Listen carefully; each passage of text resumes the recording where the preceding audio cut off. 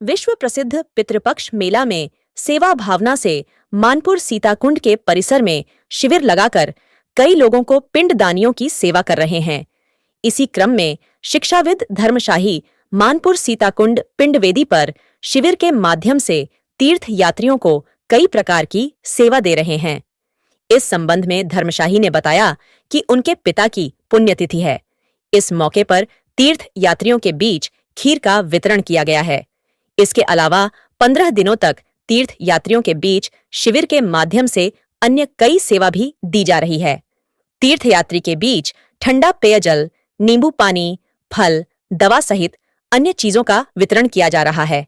उन्होंने कहा कि इन सारे कार्यों का मकसद सिर्फ सेवा भाव है।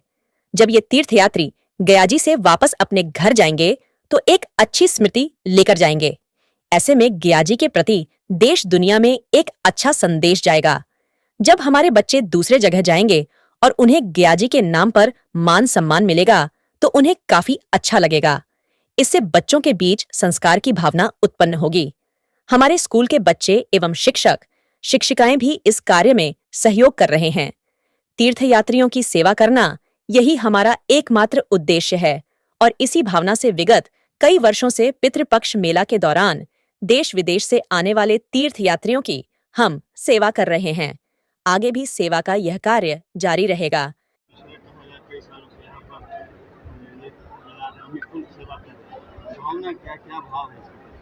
देखिए, आज सवाल जिस दिन आप पूछ रहे हैं उस सवाल में ही सारा जवाब छुपा हुआ है।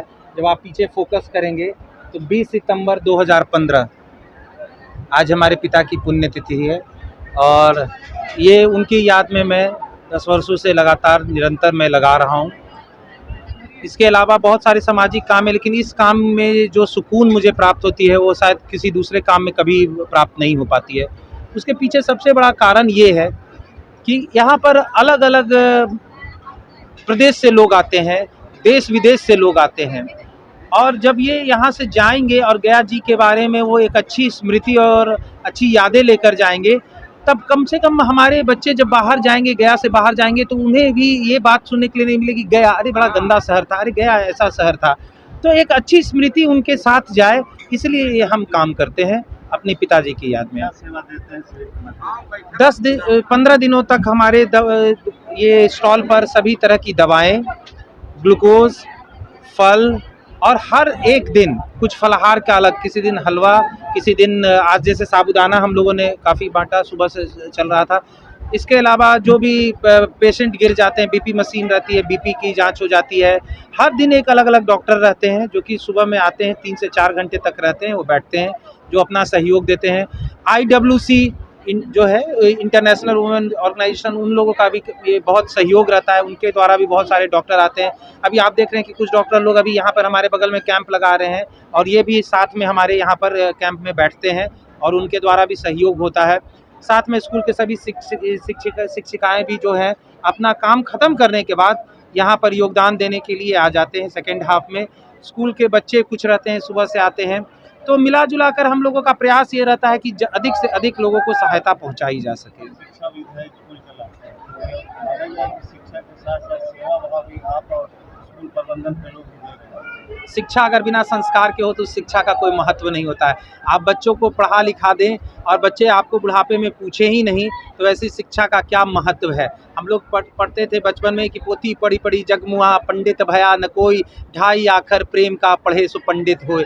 तो शिक्षा के साथ संस्कार भी देना है कि जब आपको वो एक माँ बाप जब अपने पहले कदम को चलाने के लिए अपने ज़िंदगी का हर कुछ लगा सकता है, तो उसके आखिरी इस कर्म कांड में और जो परफॉर्म कर रहा है, इस परफॉर्मेंस में आप देखेंगे कि यंग जनरेशन का बहुत ही कम भागीदारी दिखता है। सभी बूढ़े लोग आते हैं लेकिन उनके यंग जनरेशन उनके साथ नहीं आते हैं। वो बोलते हैं कि इन फालतू कामों में भाई मुझे विश्वास नहीं है, लेकिन एक न एक दिन उन्हें भी इस बुढ़ापे में पहुंचना है और अगर हिंदू धर्म को मानते तो एक दिन उन्हें भी गया जी आना ही होगा अपने पूर्वजों की श्रद्धांजलि के लिए। तब उस दिन उन्हें ये एहसास होगा कि ये कितना कष्ट होती है इस उम्र में, जब आपको डायबिटीज़ हो, जब आपको बीपी हो, जब आपको आर्थराइटिस हो, और वैसी स्थिति में जब उनका यंग जनरेशन उनके साथ नहीं आता हो तो आधी हिम्मत टूट जाती है। और हम उन्हें हिम्मत देते हैं। रोज़ ऐसे बहुत सारे लोग आते हैं जो रोने लगते हैं कि आप अपने पिता की जाने के बाद भी उन्हें जीवित रखे हुए हैं, हमारा बच्चा तो जीवित होने पर भी हमारे साथ में नहीं आ पाया। तो ये मैसेज है उन सभी लोगों के लिए कि आप अपने माँ बाप के लिए जिए, क्योंकि भगवान को मंदिरों में खोजने से नहीं है, मंदिरों में खोजने से भगवान नहीं मिलेंगे। भगवान आपके घर में माँ बाप के रूप में ही बैठे हुए हैं, जिन्होंने सर्वस्व आपको दिया है। और अंतिम समय में भी अगर आप उनके साथ नहीं खड़े हैं तो फिर ये हमारी सभ्यता और संस्कृति नहीं है, पश्चात सभ्यता संस्कृति है, जहाँ ओल्ड एज होम में माँ बाप को रख दिया जाता है।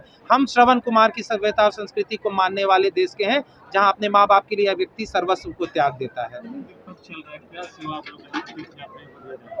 जीडी पब्लिक स्कूल से यहाँ पर कैंप लगा हुआ है। इसमें हम लोग सुबह 5 बजे से शाम के 5 से 6 बजे तक रहते हैं।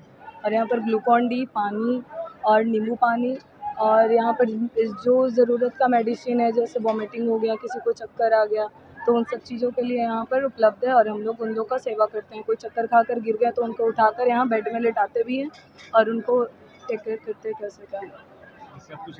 यह सब निःशुल्क होता है। बहुत लोग यहाँ पर आके बोलते भी हैं कि ले लीजिए, पैसा ले लीजिए, बट हम लोग नहीं, निःशुल्क यहाँ पर रखा गया। ये होता है हम लोग सर यहाँ बहुत टाइम से ये कैंप लगवा रहे हैं। वो अपने पापा के याद में लगवाते हैं यहाँ पर कैंप, और उसमें हम लोग का भी बहुत ये होता है कि नहीं करे सेवा चल के। क्या यात्री तो यहाँ पर बहुत सारे जगहों से आते हैं। बहुत लोग का तो लैंग्वेज भी हम लोग को समझ में नहीं आता है कि कहना क्या चाह रहे हैं, बट फिर भी हम लोग समझते हैं और उसको करते हैं जो वो चाहते हैं।